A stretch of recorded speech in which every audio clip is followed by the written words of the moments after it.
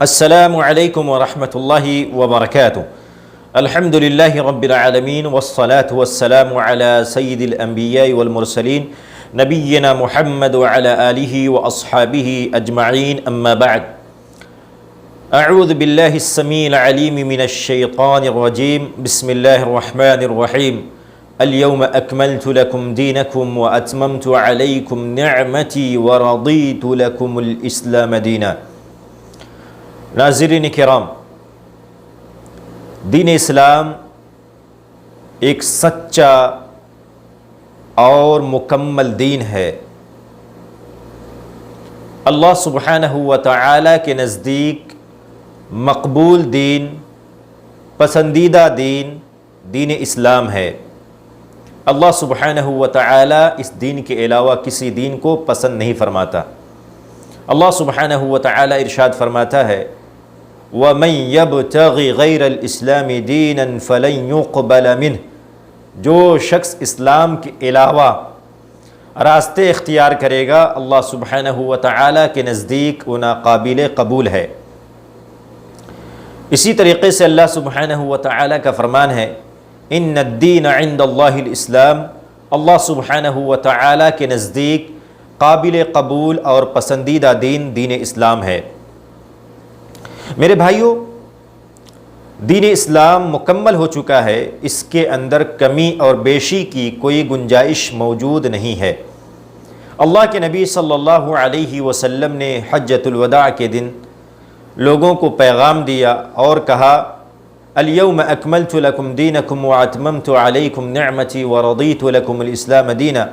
اے لوگو، آج کے دن دین اسلام مکمل ہو چکا ہے، اس کے اندر کمی اور بیشی کی کوئی گنجائش نہیں ہے، اور اللہ سبحانہ و تعالی نے ہم لوگوں کے اوپر نعمت تمام کر دی ہے، اور اللہ سبحانہ و تعالی نے دین اسلام کو پسند فرما لیا ہے۔ یہ آیت اس چیز کی دلالت کرتی ہے کہ اسلام کے اندر اضافہ یا اسی طریقے سے کمی یہ بالکل ناجائز اور حرام ہے، اور دین کے اندر نئی چیزوں کو دین سمجھ کر داخل کرنا یہ بدعت ہے، اور اللہ سبحانہ و تعالی بدعت کو قبول نہیں کرتا، جیسا کہ اللہ کے نبی صلی اللہ علیہ وسلم کا فرمان ہے، کل بدعت ضلالہ وکل ضلالۃ فی النار، ہر بدعت گمراہی ہے اور ہر گمراہی جہنم میں داخل کرنے کا سبب اور ذریعہ ہے۔ میرے بھائیوں، اللہ کے نبی صلی اللہ علیہ وسلم نے اپنی زندگی کے اندر جو کیا، جو کہا، وہ ہمارے لیے دلیل ہے۔ اللہ کے نبی صلی اللہ علیہ وسلم نے عبادت سمجھ کر عبادت انجام دیا، وہ عبادت ہمارے لیے حجت ہے۔ پھر اس کے بعد میں صحابہ کرام نے انجام دیا، تابعین نے انجام دیا، تبع تابعین نے انجام دیا، وہ ہمارے لیے حجت ہے، لیکن کڑی اللہ کے نبی صلی اللہ علیہ وسلم اور صحابہ کرام ہیں۔ جیسا کہ اللہ کے نبی صلی اللہ علیہ وسلم کا فرمان ہے، فَعَلَيْكُمْ بِسُنَّتِي وَسُنَّتِ الْخُلَفَاءِ الرَّاشِدِينَ الْمَهْدِيِّينَ، میرے بعد میری سنت کو لازم پکڑنا اور میرے خلفاء راشدین کی سنت کو لازم پکڑنا۔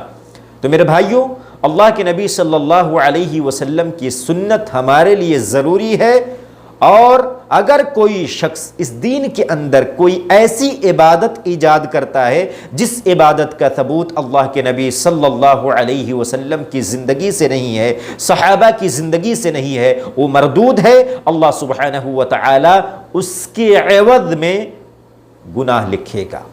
اللہ کے نبی صلی اللہ علیہ وسلم کا فرمان ہے، من عمل عملا لیس علیہ امرنا فہو رد، جس نے کوئی ایسا عمل اختیار کیا، اور میں اس سے پہلے بھی بتا چکا ہوں، عملاً یہاں پر نکرہ استعمال ہوا ہے، یعنی عبادت کے اندر کوئی ایسی چیز ایجاد کی جائے جو عبادت سمجھ کر کے کیا جا رہا ہو، اور اس عبادت کا ثبوت اللہ کے نبی صلی اللہ علیہ وسلم کے حکم سے نہیں ہے، یعنی اللہ کے نبی صلی اللہ علیہ وسلم نے اس کا حکم نہیں دیا ہے، تو وہ مردود ہے، ناقابل قبول ہے، اللہ سبحانہ و تعالی اس کا صفر بھی ثواب نہیں دے گا۔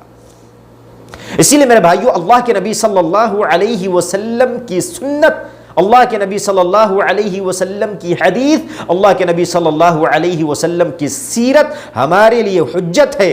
آج کے ایرے گہرے مسلمان یہ کہتے ہیں کہ عید میلاد النبی صلی اللہ علیہ وسلم منانے کی ممانعت کہاں ہے؟ تو میں ان سے عرض کرنا چاہتا ہوں کہ آپ یہ بتائیں کہ عید میلاد النبی صلی اللہ علیہ وسلم منانا یہ عبادت ہے یا عادت ہے؟ اگر آپ کہتے ہیں عادت ہے تو آپ اپنے قول میں جھوٹے ہیں، کیونکہ جس مجلس میں، جس محفل میں اللہ کے نبی صلی اللہ علیہ وسلم کا تذکرہ ہو، اللہ کے نبی صلی اللہ علیہ وسلم کے اوپر درود بھیجا جائے، اللہ کے نبی صلی اللہ علیہ وسلم کی سیرت بیان کی جائے، وہ محفل عام محفل نہیں ہے بلکہ وہ عبادت ہے، اور آپ اس قول میں جھوٹے ہیں اگر آپ کہتے ہیں کہ یہ عبادت نہیں بلکہ عادت ہے۔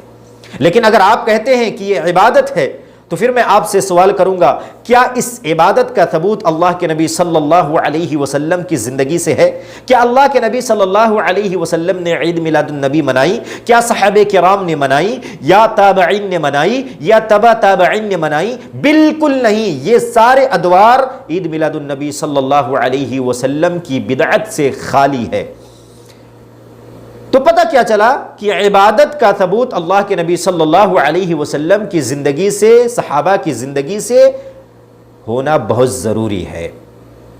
ایک اور میں سوال آپ سے کرنا چاہتا ہوں، اگر کوئی شخص یہ کہتا ہے کہ بھائی عید میلاد النبی میں کیا ہوتا ہے، اللہ کے نبی کی سیرت بیان کی جاتی ہے، اللہ کے نبی صلی اللہ علیہ وسلم کے اخلاق کریمانہ کا تذکرہ ہوتا ہے، اللہ کے نبی صلی اللہ علیہ وسلم کے اوپر درود بھیجا جاتا ہے، تو میں آپ سے یہ پوچھنا چاہتا ہوں، کیا اس عبادت کے بارے میں صحابہ کرام کو پتہ نہیں تھا؟ کیوں صحابہ کرام نے نہیں منایا؟ کیوں تابعین نے نہیں منایا؟